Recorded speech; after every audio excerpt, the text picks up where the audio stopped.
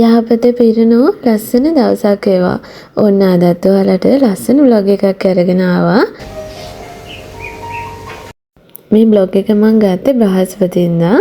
ඉතින් ඔන්න චූටි පුතාට නර්සරි අරන් යන්න ෆෑන් කේක් ඕන කියලා. ඉතින් මම එයාට ෆෑන් කේක් හදන ගමනුයි මේ උදේටයි දවල්ටයි දෙකටම එකපාර උයා ගන්න හදන්නේ. උදේ ටිකක් කලින් මායි හස්බන්ඩ් උයි ඇහැරියට චූටි පුතා චුට්ටක් විතර දවල් වෙලා ඇහැරෙන්නේ. ඒත් නර්සරි එකට යන්න හරියට ටයිම් තියලා තමයි මං ඇහැරව ගන්නෙ. එතකොට මට යාව ටොයිලට් යවලා බත් එහෙම කවලා යවන්න පුළුවන් නිසා. ඉතින් උදේ ඇහැරලා එයා කැමතිම කෙනාට එක එක දවස්වලට කතා කරනවා. ඉතින් වෙලාවකට මට කතා කරනවා, වෙලාවකට හස්බන්ඩ්ට කතා කරනවා. ඉතින් අපි දෙන්න එක්කෙනෙක් කවුරු හරි ගිහින් තමයි යාව ඇඳෙන් අරගෙන එන්නේ. වෙලාවකට නම් තනියම ඇවිල්ලා අපි දෙන්නව බය කරනවා කිචන් එකේ ඉද්දි. ඉතින් අද නම් ඔන්න එයා තාත්තට කතා කරා. ඉතින් ඒක නිසා එයා මට ගෙනත් දුන්නා මෙයාව.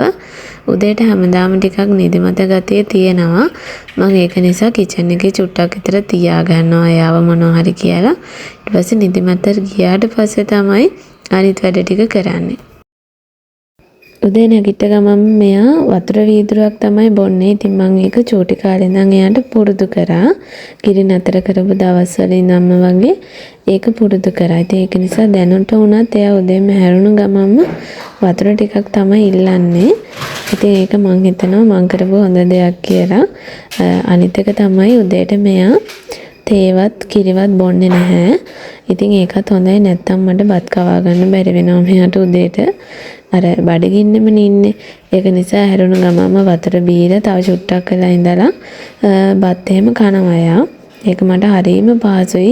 ඉතින් ඔයාලටත් ඔන්න චූටි බබෙක් ඉන්නවා නම් ටිකක් ඒක පුරුදු කරගන්න. එතකොට නර්සරි යනකොට හරියම ලේසි. නැත්නම් මෙයාලා නර්සරි එකට අරන් යන කෑමක සමහරක් දවස්වලට කනවා.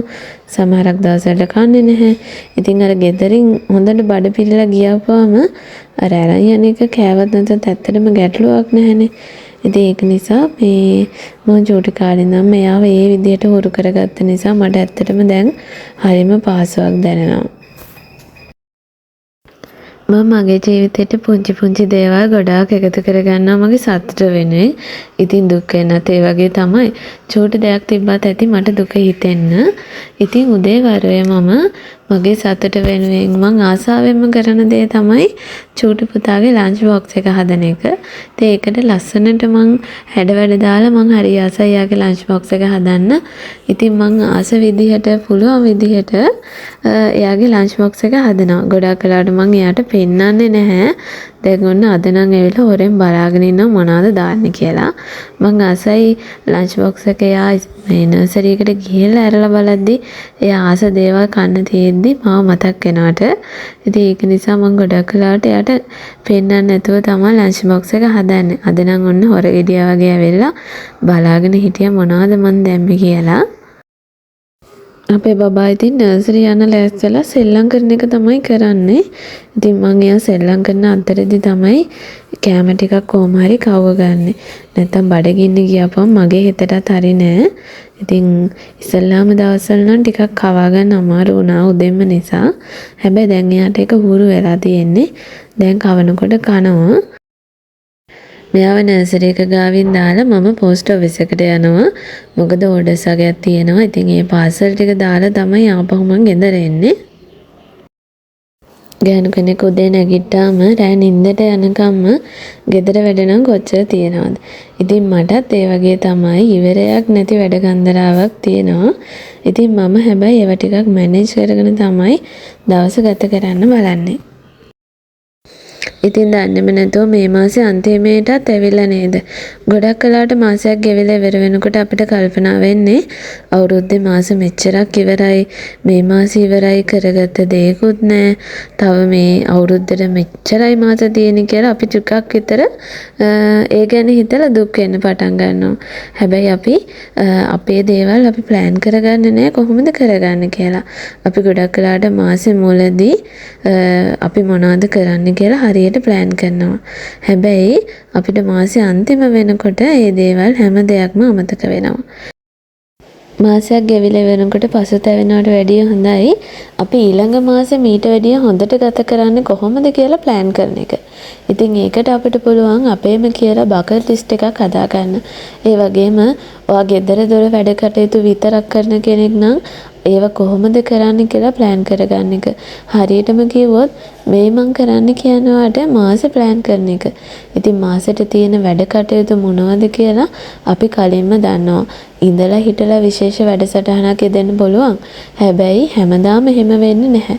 ඉතින් ඒක නිසා එදිනෙදා තියෙන වැඩ කටයුතු ටික අපිට පුළුවන් ප්ලෑන් කරන්න. අපි අවුරුද්දටම ලොකු ප්ලෑන් එකක් හදා ගන්නවානේ. මෙන්න මේ දේවල් තමයි අපි මේ අවුරුද්දේ ඉෂ්ට කරගන්නේ කියලා. ඉතින් ඒවා මාසවලට කඩලා අපිට ඒවා ගෝල්ස් විදිහට ඉෂ්ට කරගන්න පුළුවන්. ඉතින් ඒකට චුට්ටක් විතර පොඩි වෙලාවක් ගන්න ඕනේ මාසේ අන්තිමේ තියෙන එක දවසක්.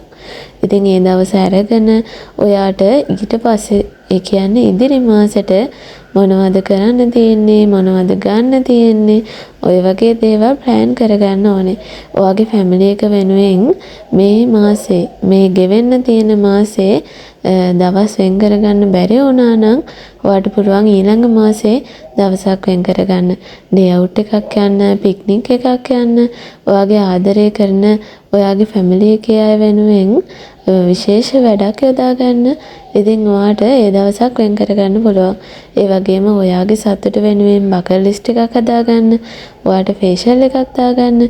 ඔය වගේ පුංචි පුංචි දේවල් ඔයාගේ මාසෙට ප්ලෑන් එක විදිහට එකතු කරගන්න. එහෙම වුණාම මාසේ අන්තිමේ ගත කරද්දී අන්තිම දවස් ටික ස්ට්‍රෙස් වෙන්නේ නැහැ. අනේ මට මේ මාසේ මොනවත් කරගන්න බැරි වුණා. අවුරුද්දේ දැන් මෙන්න මෙච්චර මාස ගාණක් ගෙවලා ඉවරයි. තව මාස මෙච්චරයි තියෙන්නේ කියලා අපිට පසුතැවෙන්න දෙයක් නැහැ. ඉතින් මම මේ කරන්නේ හස්බන්ඩ්ුත් දැන් වැඩට ගිහිල්ලා. ඉතින් මම මේ චූටි පුතාව එක්කන් එන්න ඉස්සෙල්ලා මගේ ඉදිරි මාසේ මේ ප්ලෑන් කරගන්නයි හදන්නේ. ඉතින් ගිය මාසේ නම් මං හිතාගෙන හිටපු ගොඩාක් දේවල් කරගත්තා. හැබැයි ඉතින් ඉස්සරහා මාසවල තව දේවල් තියෙනවා. ඉතින් ඒවා අපිට ප්ලෑන් කරන්න වෙනවා හරි විදියට ඉෂ්ට සිද්ධ කරගන්න. ඉතින් මගේ බිස්නස් එක පැත්තෙන් මගේ ලයිෆ් ස්ටයිල් එක පැත්තෙන් ඒ විතරක් නෙවෙයි YouTube ෆැමිලි එක පැත්තෙනුත් කරන්න හිතාගෙන ඉන්න වීඩියෝස් මොනවද ඒවා කවදද කරන්නේ කොහොමද අප්ලෝඩ් කරන්නේ කියලා පුංචි සටහනක් මම මේකේ දාගන්නවා. එහෙම වුණාම උදේ හැරුණාම මම දන්නවා අද දවසේ මොනවද මම කරන්න ඕනේ කියලා. ඉතින් දවසින් දවස මේ වැඩ කටයුතු ටික කරගෙන යද්දී මාසේ අන්තිමේට පසුතැවෙන්න දෙයක් ඉතුරු වෙන්නේ නැහැ. ඉතින් ඒක නිසාම තමන්ට කියලා බකට් ලිස්ට් එකක් හදාගන්න, තමන්ට ආස දේවල් ගන්න, තමන් කැමති තැන්වල ඇවිදින්න යන්න, තමන් කැමති දේවල් කන්න, ඔය ආසයි නම් වගේ ගෙදරට මොනවා හරි දෙයක් එකතු කරගන්න, ඔයාගේ බකට් ලිස්ට් එකේ තියාගන්න. එහෙම වුණාම ඔයාට අතට සල්ලි හම්බුනාම ඔයා මොනවද ඇත්තටම ගන්න ඕනේ කියලා අයිඩියා එකක් ඔයා ගාවම තියෙනවා. එහෙම නැතුව නිකරුණේ සල්ලි ටික වියදම් කරන්න එපා. ඉතින් මාසෙට ඔයා ප්ලෑන් එක හදද්දී ඔයාගේ මීල් ප්ලෑන් එකත් හදන්න අමතක කරන්න එපා. ඔයාගේ බජට් එක හදාගන්නත් අමතක කරන්න එපා. ඒ හැම දෙයක්ම නිසියාකාරව ප්ලෑන් කරලා කරනකොට මාසේ අන්තිමේට දැනෙන්නේ මහා පුදුම සතුටක්. ඔයා තාම ඉගෙන ගන්න කෙනෙක් නම් නැත්නම් ඔයා තනියම ජීවත් වෙන කෙනෙක් නම් ඔයාට ප්ලෑන් එකක් හදාගත්තාම ඒ විදිහටම වැඩ කරන්න පුළුවන්. මොකද ඔයා කෙනෙක්ගේ තියෙන දේවල් මත ඩිපෙන්ඩ් වෙන්නේ නැති නිසා. හැබැයි ඔයා පෞල් ජීවිතයක් ගත කරනවා නම් ඔයාට ෆැමිලි එකක් තියෙනවා නම් දරුවෝ ඉන්නවා නම් හස්බන්ඩ් ඉන්නවා නම් නැත්නම් අම්මා තාත්තත් එක්ක නම් ජීවත් වෙන්න ඔයාට චුට්ටක් විතර ෆෑන් එකක් හදාගත්තාම ඒකට අනුව වැඩ කරන්න බාධා එනවා ඇති තරම්.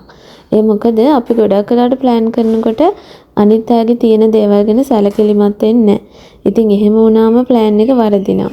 ඒ නිසා ඔයා ප්ලෑන් කරද්දී ඔයාගේ තියෙන ආසාවල් ඔයාට උවමනා කරන දේවල් ඔයාට කරගන්න ඕන දේවල් ප්ලෑන් කරනවා වගේම අනිත් අයට තියෙන නිවාඩු අනිත් අයගේ වැඩ කටයුතු ගැනත් පොඩ්ඩක් විතර සැලකිලිමත් වෙන්න ඕනේ ඔයාගේ ප්ලෑන් එක හදද්දී. එහෙම වුණාම තමයි ඔයාට මාසේ අන්තිමේට ඒ වැඩ ටික ඔක්කොම කරගන්න පුළුවන් වෙන්නේ. නැතු ඔයා විතරක් ප්ලෑන් එක හදාගෙන ඒ විදිහට වැඩ කරන්න හිතුවට ගොඩක් වෙලාවට අමාරු වෙනවා. මොකද පෞද්ගලික ජීවිතයක් ගත කරද්දී දරුවන්ගේ ප්‍රශ්න, හස්බන්ඩ්ගේ දේවල්, අම්මා තාත්තගේ දේවල්, ගොඩාක් දේවල් අපේ ජීවිතේට බලපෑම් ඇති කරනවා. ඒක නිසා ප්ලෑන් එකක් ඔයා මාසෙටම හදාගද්දී ඒ ගැන ගොඩාක් සැලකිලිමත් වෙන්න. එතකොට ඔයාට ඒක ස්ට්‍රෙස් වෙන්නේ නැහැ. එහෙම නැතුව ඔයා කරන්න ගියොත් ඔයාට දවසයි දෙකයි ඔය වැඩේ කරන්න වෙන්නේ. එහෙම වුණාම ඔයා ඒක අතහැරලා දානවා ඔය කරන්නේ නැති වෙන්නේ තරම්. ඉතින් ඒක නිසා අර අනිත් අයගේ දේවල් ගැන සැලකිලිමත් වෙලාම ඔයාගේ ප්ලෑන් එක හදාගන්න. එතකොට ඔයාට ගොඩාක් මේක හරි ලස්සනට ජීවිතයට එකතු කරගන්න පුළුවන් හොඳ දෙයක් වෙනවා.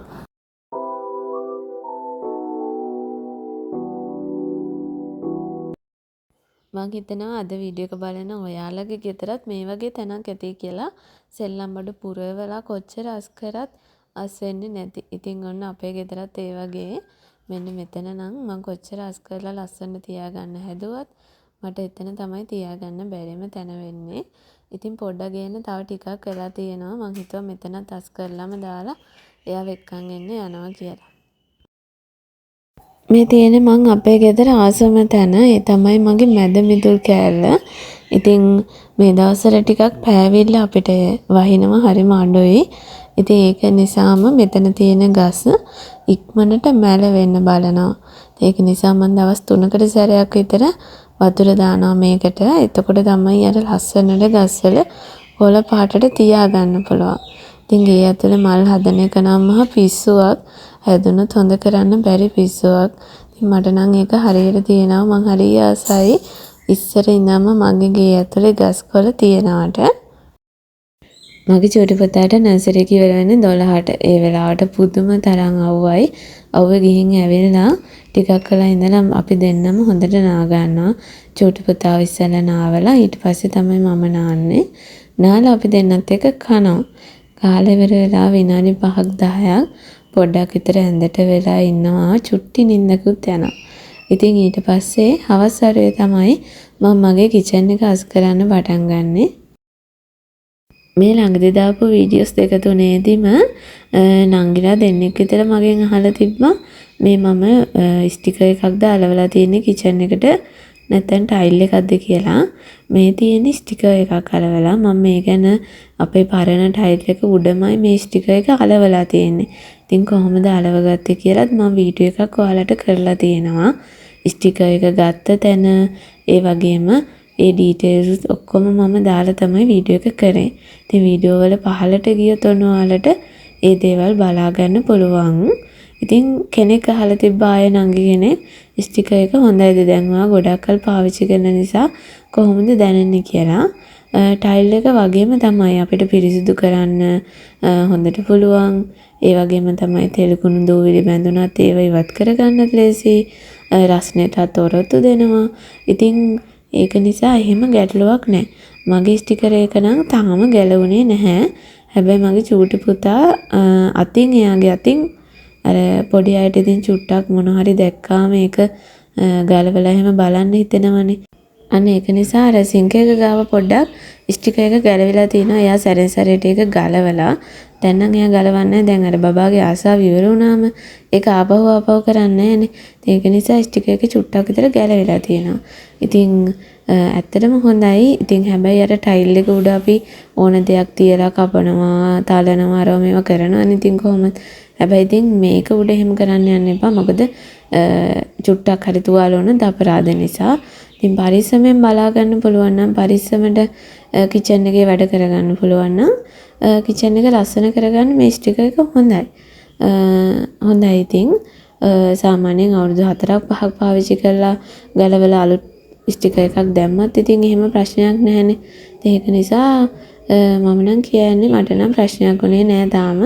තාමත් හොඳ තත්ත්වෙන් තියෙනවා. හරි ලස්සනයි කිචන් එකට ආවම උනත්. ඉතින් අපි හැමදාම කිචන් එකේ උයනවනේ. ඉතින් ගෑස් ලිප සුද්ධ කරන්නත් අමතක කරන්න එපා. උඩ විතරක් පිහලා නතර වෙන්න එපා. අනිවාර්යයෙන්ම සතියකට සැරයක්වත් ගෑස් ලිප යටත් සුද්ධ කරගන්න.